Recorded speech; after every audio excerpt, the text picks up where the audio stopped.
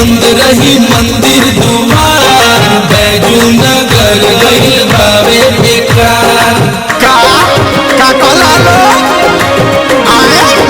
देवी बंद रही मंदिर दुआर, काशी बनारस गइल बेकार।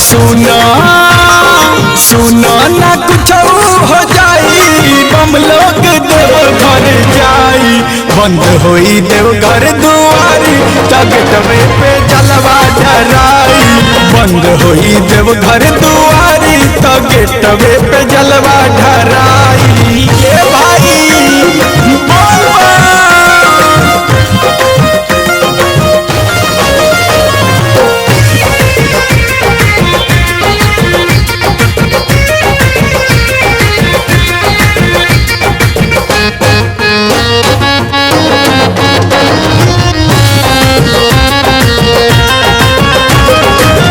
साल हमा से लोगवा तो जाला, 24 घंटा में जलवा ढाराला। सीवान गोपालगंज से बम लोग जाला, 24 घंटा में जलवा ढराला। एहू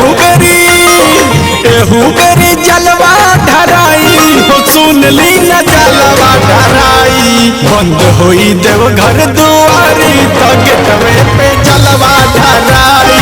बंद होई देव घर दुआरी, गेटवे पे जलवा ढराई।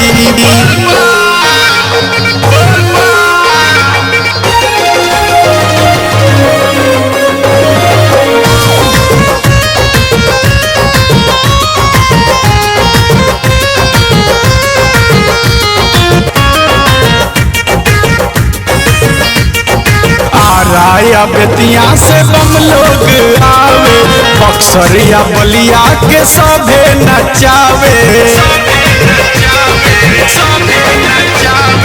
बुलबुल समीरवा फिर गीतिया हो गावे, बाबा हो नाच नाच के मनावे।